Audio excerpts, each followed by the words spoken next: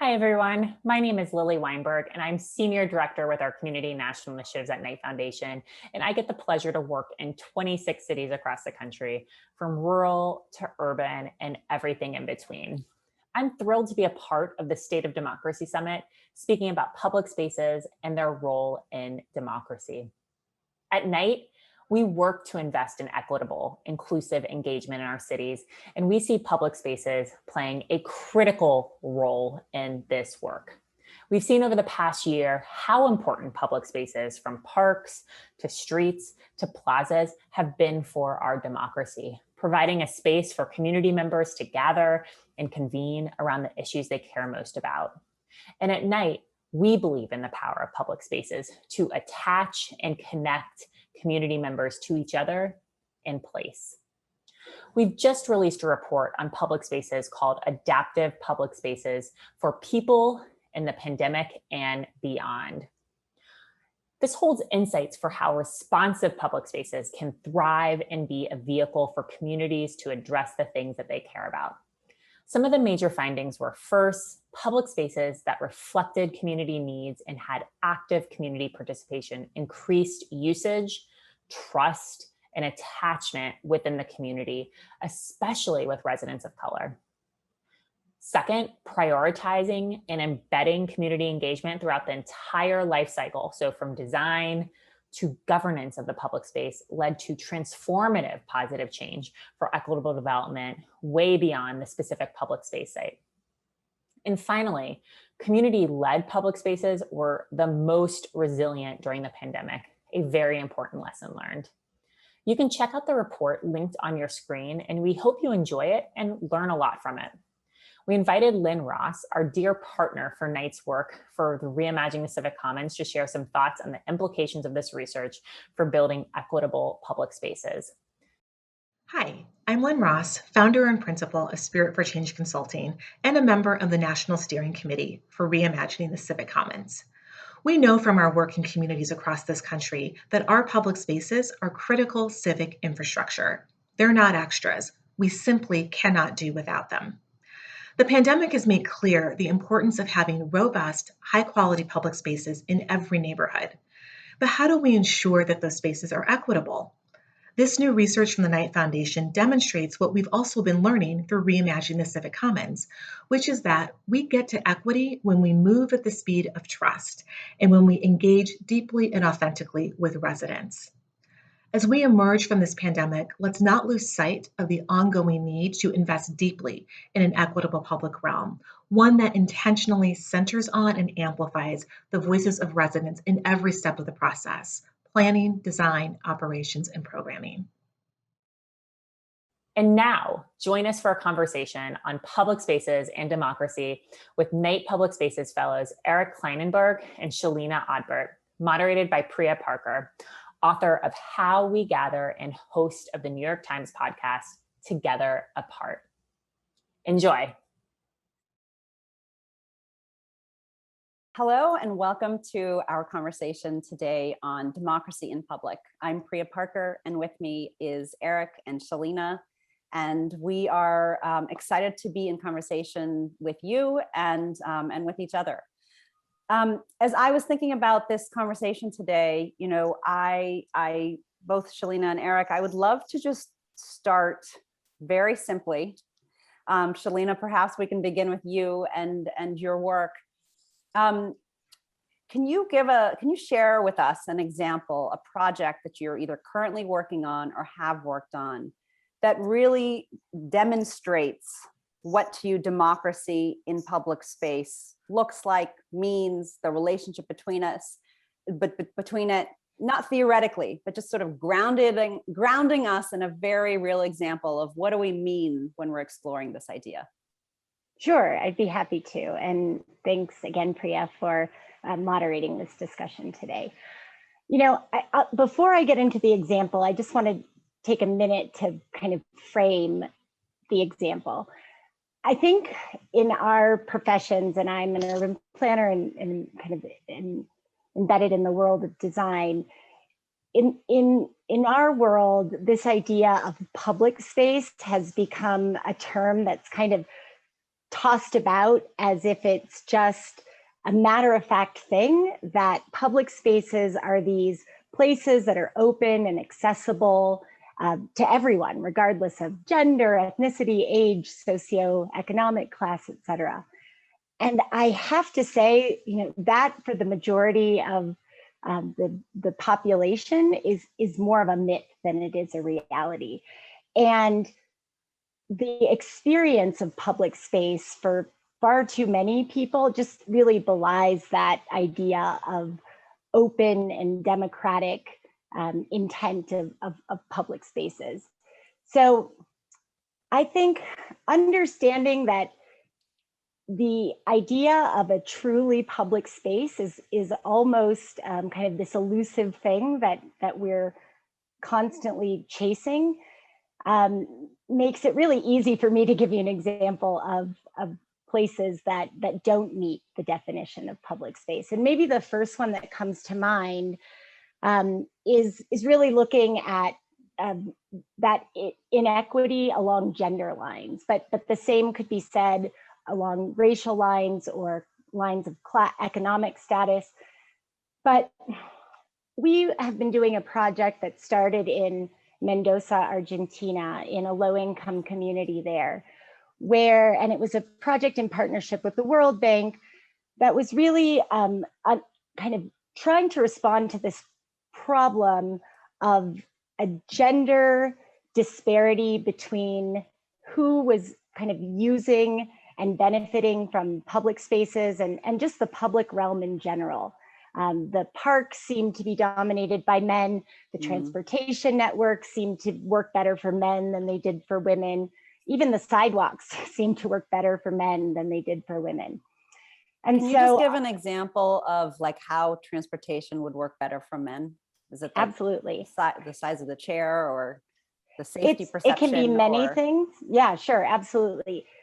Two really simple ones. One is about the physical transportation infrastructure. So the way bus stops are set up, either there's no shade at all, or they're made in a way that makes them feel very enclosed. And so in both cases, it makes women, who are often like very disproportionately the caregivers in this community and many others, kind of hesitant to use them at certain times of day, either because it's too hot to be there with your children waiting for hours, or it's too dangerous to be there at night because of the enclosed space. And then moving through onto a bus with a stroller or with multiple bags or people in tow becomes difficult in most kind of bus systems. And then on the programmatic side, when we started to examine the timetables of these bus networks, you see that they are almost uniformly programmed to go from the informal settlement into the central city and back at peak hours.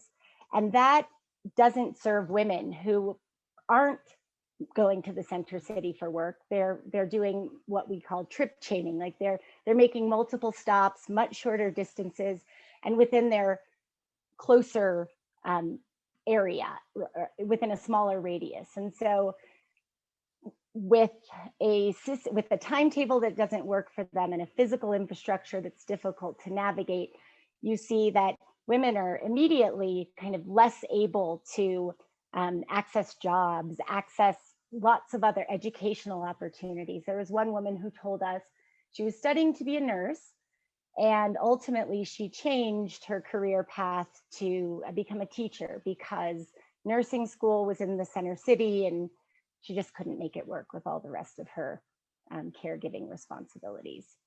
So anyway, just to kind of sum up that project, looking across transportation, public spaces, like parks and streetscapes, we began to understand all the ways, like the ones I've just mentioned, that women were excluded. And this was particularly clear in the central park of the community, in which 90% of the users were men, and women, for a range of reasons, safety, accessibility, what the programs and amenities were, just didn't want to use the space. part of what I'm hearing in what you're saying, sort of for the rest of us non-urban planners, is really these fundamental questions about who is public space for, and how do you use infrastructure, like literal infrastructure, right? The pathways between city centers, the timing of the day of bus routes, the density, the density numbers,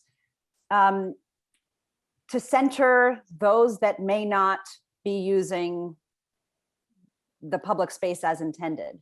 And I think part of what both of your works, and Eric, I'll go to you in a second, is this idea that that public infrastructure, the design of public space, the use of public space can actually counterbalance inequity. It can counterbalance sexism. It can counterbalance racism in a way that allows public spaces that are actually meant for all to be used by all.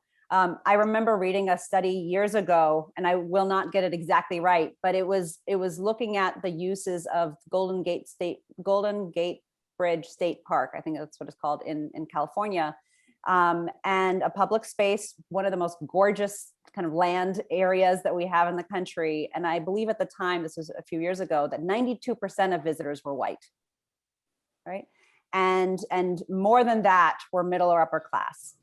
And so just sort of plonking in this idea of public space and not actually designing it in a way that's able to be accessed by the full citizenry, it is a deep problem. And so Eric, I may turn to you, and if you could perhaps first just sort of level set with us, what does it mean for a space to be public?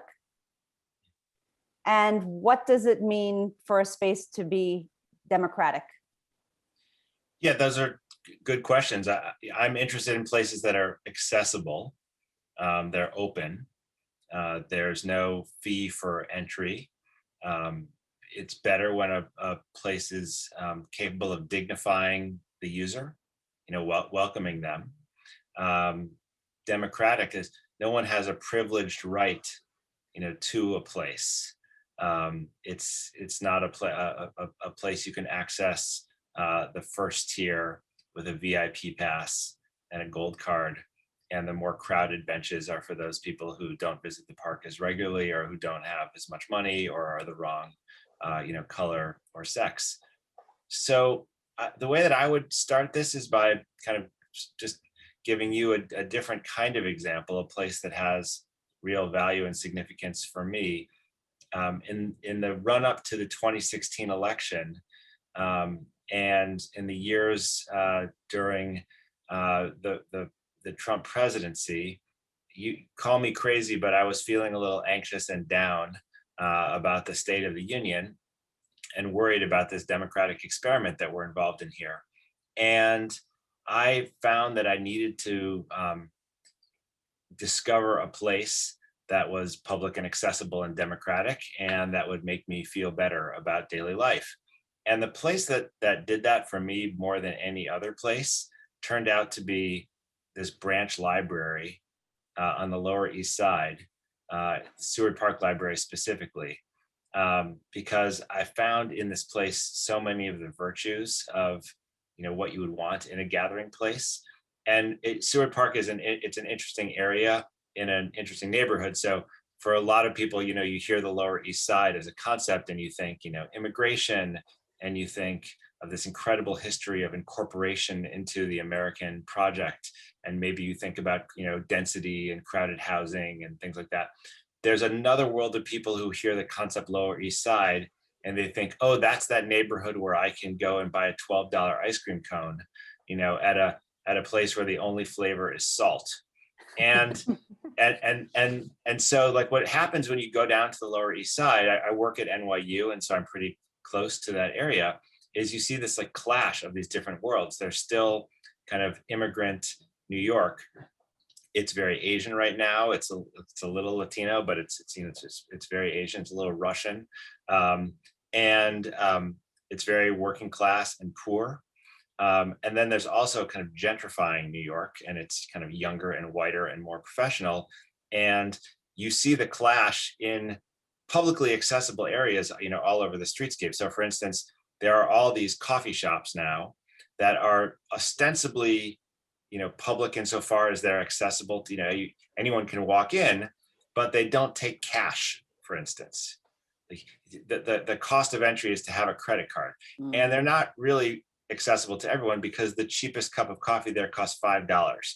And in fact, everything about these spaces, some people call them third spaces, the kind of commercial sector of our public areas, everything about them tells you we want certain kinds of people here and other people aren't welcome. And by the way, down the block from some of these really kind of hip coffee shops are places like Dunkin' Donuts and McDonald's. And at Dunkin' and McDonald's, it's a very different clientele. But when you walk into the rooms that have tables, there are these big signs on the wall that say, no loitering, 30-minute limit. And, Priya, I could go into a McDonald's or a Dunkin' with my computer and probably sit there for hours by virtue of being a white guy who looks kind of professional. And the reality is, for a lot of people in the Lower East Side, you can't do that. So there are all these places that are kind of accessible, but they're not quite public spaces. Contrast that with the library, where there's a line of people waiting to get in every morning when it opens up. There is a librarian whose job is to kind of be like aggressively welcoming to everybody who wants to show up. They open the door, smile at you. There's something extraordinary about a public library that truly dignifies people as they come in, and in return, I think people kind of aspire to their best self when they're in there. That's the history of what a library does. I can't walk into the library and say to the people who are sitting at the table, I'm sorry, I'm a professor at NYU. I pay more taxes than you, and also I'm a scholar. I have a right to the seat at the table, right? That's a way it's democratic. If a class of for crafting, or for a book club is full, I have no capacity to wield my platinum card and get in there. I can't. There's no faster line for me to check out the book. And in fact, like the library is an extraordinary place because it's not just democratic and accessible and welcoming and designed in such a way physically that you feel uplifted when you go in there, the high ceilings and big windows and things like that. But it also really is designed to cater to all different kinds of people, and programming does that. And so for me, the library has become the kind of great example of a democratic public space. And when I think of like, what's the best thing we have going in America, like, and where do you go to find the America that I want to live in? I can't think of a better exemplar than the library. One of the distinctions that I'm enjoying very much that you're making is not the difference between public spaces and private spaces, but the real defining line between public spaces and what has been called third spaces, right? The Starbucks, private spaces, trying to be public spaces and often used kind of as public spaces in theory, but the core social contract being fundamentally different. And when push comes to shove, who belongs and who can get kicked out of a place for what behavior is actually very different in terms of these two different places, these sort of third spaces that are actually very good to populate a neighborhood and sort of Jane Jacobs' ideas of having commercial entities absolutely within a neighborhood. But to pretend that a Starbucks should replace a library is actually deeply problematic because it changes public space to have private ends, or at least to share private ends. And, I'm a conflict resolution facilitator, and one of the core elements that we think about in creating any type of gathering is the social contract, right? What is the need? What is the purpose of this gathering? What is the purpose of the space? And fundamentally, what is the contract between the host and the guest? And when I hear you describing a library, or Chelina, when you're talking about even bus routes and the idea of the bus conductor as host, right? And the patron as guest, and the bus conductor as basically the host who derives her legitimacy from the government, right? The librarian who derives their hosting authority from the government, which is us, is very different than a host that is a barista deriving their authority from Howard Schultz. Even if, I'm not saying that these spaces don't also create elements of democracy, but just that there's a fundamentally different contract when a space is both legally and physically truly for everybody.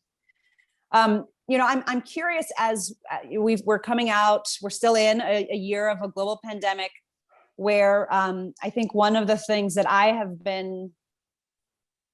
many things that I have been kind of mourning is the almost cruelty that, because of the way this virus spread, the most open, democratically healthy spaces were the first ones to be the most problematic and the most dangerous from kind of a space of people coming together.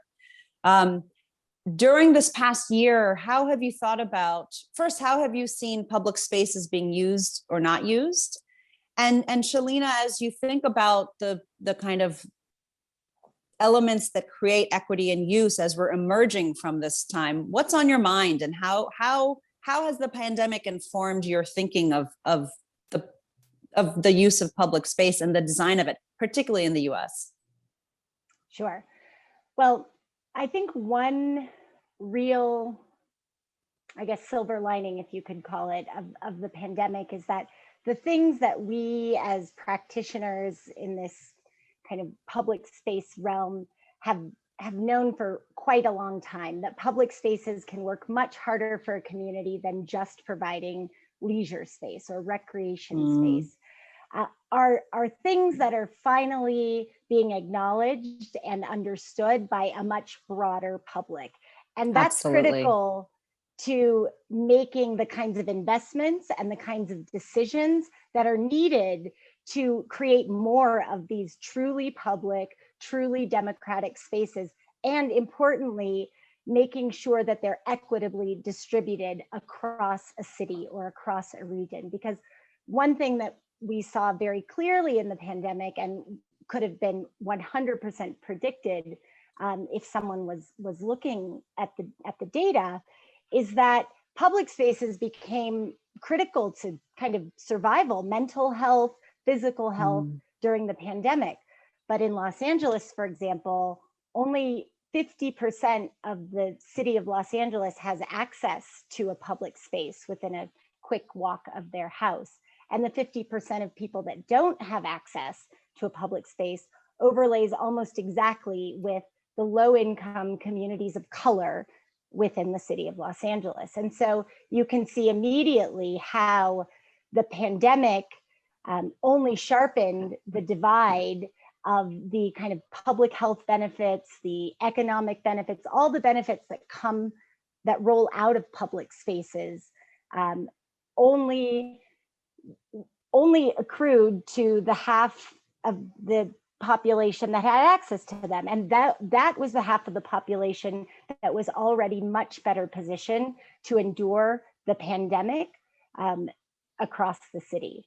So as we're thinking about what happens as we kind of move into post-pandemic life, we know that life is not going to go back to normal in these low-income communities of color as quickly or in the same way that they may in other parts of the city. And so what we're thinking about quite a lot is the park as a recovery hub. So not just how do we get parks into these parts of the city that didn't have them before the pandemic, because now we acknowledge that it would have been really useful to have them during the pandemic. But we're going a step further and saying, how do we make sure that they're there across the city in an equitable way? But when we're in the process of putting them there, we think about them as these places that are much more than just a place to take your children to play, that they have things like outdoor classrooms, or they have these sort of service docks that could receive the mobile library once a week when when needed or when useful, or they could be sites of, health clinic pop-ups or farmers markets or any of these other things that, quite frankly, are also lacking in many of these communities, but could be fundamentally made accessible through a public space that's designed as kind of this hub of social, economic, and healthful activity. I love what you said about almost the realization of the importance of these gathering spaces well beyond the urban planning geeks and facilitators and social scientists. I think and then inversely, or perhaps then because of it, the political moment and the political opportunity we currently have when people well beyond sort of specialists understand the critical civic heartbeat of these places to then be able to actually fund and reinforce these public spaces. I think watching President Biden's speech, national address recently, I was thinking, I think it's perhaps one of the first presidential addresses devoted to the importance of gathering. Right? He opens, the first third of the speech is literally talking about the birthday parties and the 4th of Julys and the lack of gathering with friends and families and loved ones, and the importance of human connection and isolation that comes from it.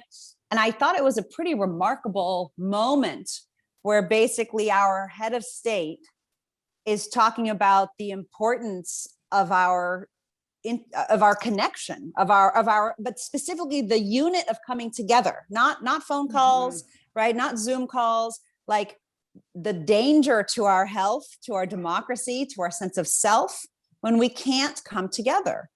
And I think one of the things that's been interesting about this time, and hopefully will come out of it, in a more democratic way, is for there to be a political demand to realize that we can't take these things for granted, and infrastructure in our country is something that actually will bolster the way we design and use these spaces beyond, as you said, leisure, or even the mental benefits of leisure in something like a park. I'm curious, Eric, as you think about if you were to advise the Biden administration about how to, in this perhaps moment of political opportunity where the majority of Americans are no longer taking gathering, and particularly gathering in public spaces, for granted, however long that lasts, how would you advise them to invest their resources? So the operative word that drives the book I wrote is sort of the concept is social infrastructure. That what I actually talk about it much more than I talk about public space.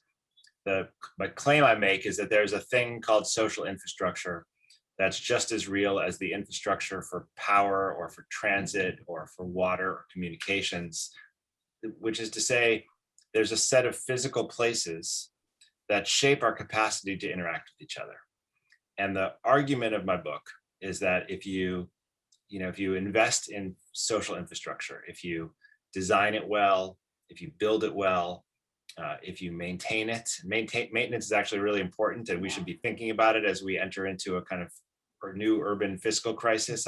I grew up in Chicago in the 1970s and 80s, and we had built all this incredible social infrastructure, but then it all got abandoned and neglected, like New York in the 1970s and 80s. And, the libraries were closed, the parks had glass everywhere, broken glass, a lot of debris. So if you build well, if you maintain, if you program, you get all of these returns to social life and to civic life.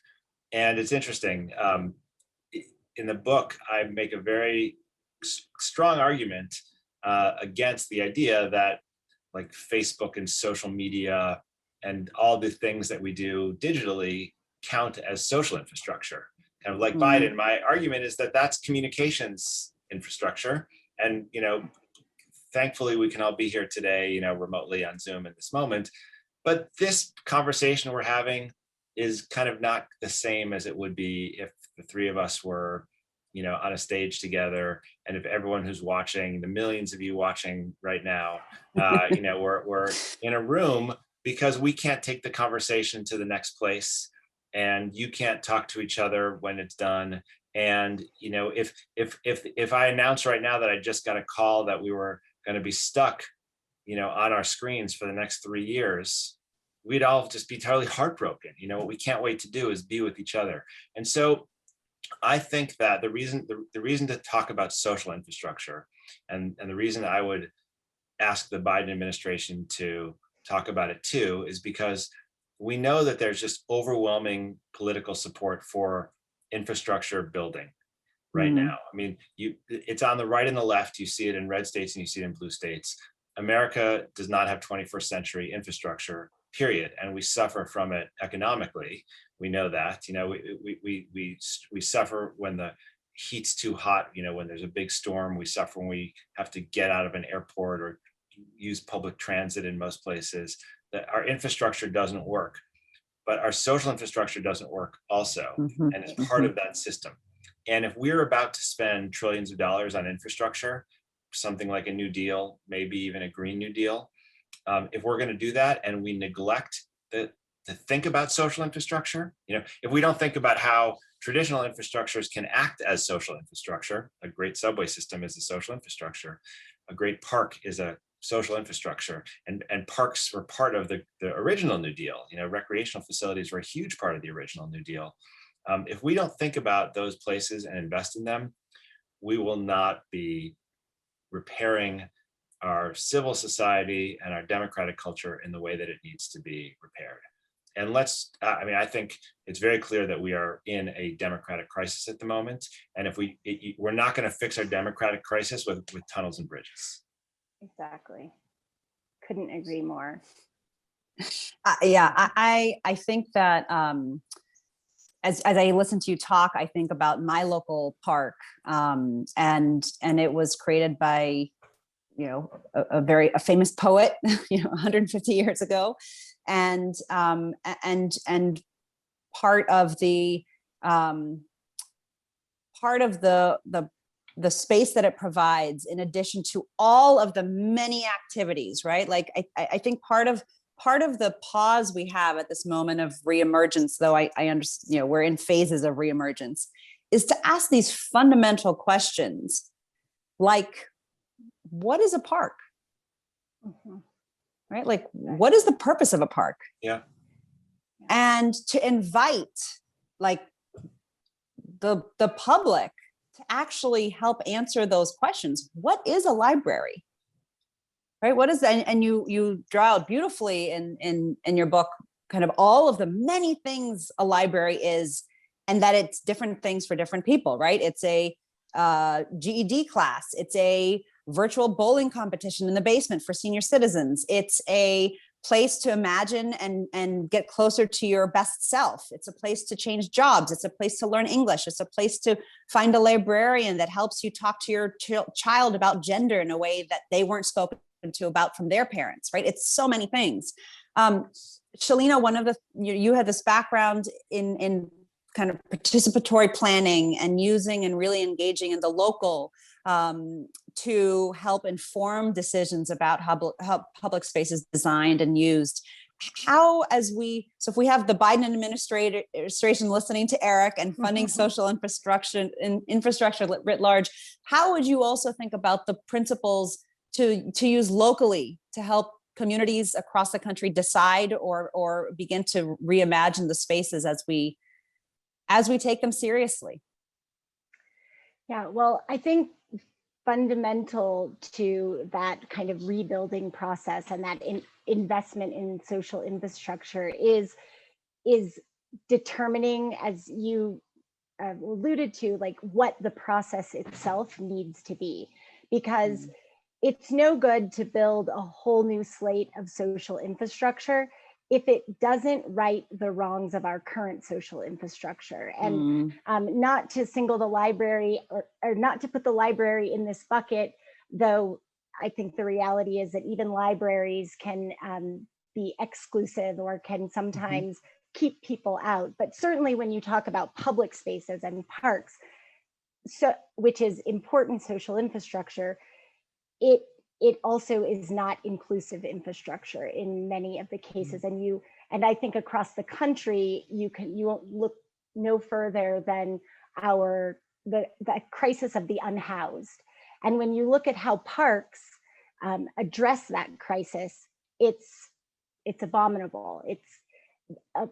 Parks are not public spaces for the unhoused, and you see that in cities across the country. So when we're thinking about when the Biden administration begins to invest in this social infrastructure per Eric's suggestion, I would encourage a rethinking of the process itself, a process. Public spaces don't become public by accident. They're public by design. And if the design process is led by the people that currently lead it, which are predominantly white, able-bodied men, then the outcomes are going to serve white, able-bodied men best and first, and everyone else after that. So we need to change who's included in the decision-making process and in the design process. And that is more than just having a public meeting as part of a design process within a city. It's more than just asking people to come and vote on which of 3 designs that have already been approved by another group of people like best. It's about truly sharing decision-making power with the end users, with the people that you want to be in this public space. And it's important that those end users represent the whole range of public. So it means bringing the unhoused into a design process for a public park. It means bringing women into and caregivers into the design process of the public transportation infrastructure in a city, and so on and so forth. So I hope that answers your question, but for me, the fundamental shift that needs to take place is not just moving away from a focus on tunnels and bridges, but also a shift in how we design the new things that need to be added to what we consider infrastructure. Could I just amplify something Chelina said? Because I think that message is so important. And, it's interesting. It's not a utopian fantasy that you would have, a more accessible and democratic planning process, that you would ask homeless people, for instance, or non-white men, even to talk about what they want before you build a place. Back in 2019, when we used to do things like travel to other cities, I got to visit Helsinki and also Calgary, among other places. And in both of those cities, the government had built brand new libraries that were specifically designed with the participation of members of the homeless community, with people of color, with a variety of people in the area, to think about what kinds of uses they would make of the library space. And what results is this kind of situation and a set of resources that are so different inside the library than what we have in the US. And I can tell you, if you go into a branch library in many American cities, the thing that is the crunch point, the thing that's the hardest to deal with, is that the bathrooms are badly designed for the real uses of libraries today. And so we create problems that we could solve by really listening and paying attention. Part of what this moment has revealed, right? Much has been revealed in this year, is a real contestation around what is public space, how do we use it, how do we protect it, not only on day-to-day perspective, but at a societal level.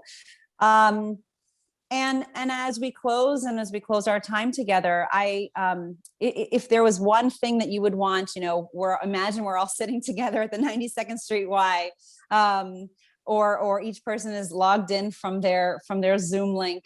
What is it as individuals who may or not be policymakers, who may or may not be, urban planners? what is it that you would kind of leave them thinking with as how they could help buttress, support, and participate in more equitable public spaces? I think a really simple answer is the everyday resident can, with just a simple kind of mindset shift, can start to look at their public spaces and the public realm around them through a different lens. If you're walking around your neighborhood or your city and you're asking questions of the infrastructure that you use every day, like this sidewalk, does that sidewalk crack may not affect me, but who might it affect? Or when you're in your public park with your children or your family, have a look around and start to see not just who's here, but who isn't here, or how are the different groups that are here being treated differently. I think building a fundamental awareness at the individual level of how public spaces, how social infrastructure work for some and not for others, begins to build that kind of advocacy that we need to have at the local level to change the way these things happen. It's only when you understand fundamentally how your park could be different, how the way that you program your football field could be different, and how that could create a fundamental shift in, I don't know, the amount of women or children that use the space, that you can then begin to advocate for it in local community meetings, at the ballot box, and at other levels. So I think it's kind of just beginning to understand fundamentally that the built environment, the public realm, is not neutral. And then to begin to understand in your personal life where those moments are, so that you can be ready to advocate for change when it comes up in your day-to-day life. Beautiful. Thank you. The public space is not neutral. I love it. Eric. I think the main thing to remember is that when we have these moments where there's big public investments, we have a history in this country of seeing very politically connected and influential communities use their power to claim the resources and to promote inequality by trying to build things that are beautiful for them. And so the really tough choice that we face moving forward is how we enthusiastically embrace the new investment that we'll make with public sector. How the construction of palaces for people and parks that work for everyone, while remembering that the people of Chelsea in New York don't need another extraordinary park right now as much as our neighbors in some other boroughs do, and that our libraries and treasured institutions are wonderful, but can't always be first in line. Our schools can't always be first in line. And this is a very tough issue. I'm not going to pretend that it's easy, but right now, the way that our public spaces come up is that either we have philanthropists who throw money at things on topics and in areas that they're interested in, and in the realm of parks, what that means is neighborhoods where they live tend to get even better parks. Or in the public sector, we have to have really principled leaders who make sure that equity concerns are paramount. And so the only way we get that is if we fight for it. And that's going to mean, as we move forward, not just talking about equity, but also recognizing that, white privilege and class privilege is something that gets exercised, when elite communities advocate for themselves and not for the broader public good. And that is it's going to be a big challenge for us to do this, but we have to do it right. Yeah, absolutely. Thank you both. Thank you for being in conversation with me and with us today. I think I will be taking very much, and to state the obvious perhaps, but again and again, is that public space is not neutral. Public space does not just happen. Public space is designed. And as we leave and as we begin to reimagine or protect the public spaces that we have, or shift them, to think about who is not there, and center the people who should be most answering those questions. So thank you both. It's been a pleasure to be with you. And thank you all for coming to our session on democracy in public. Thank you, Priya. Thanks a lot, Priya.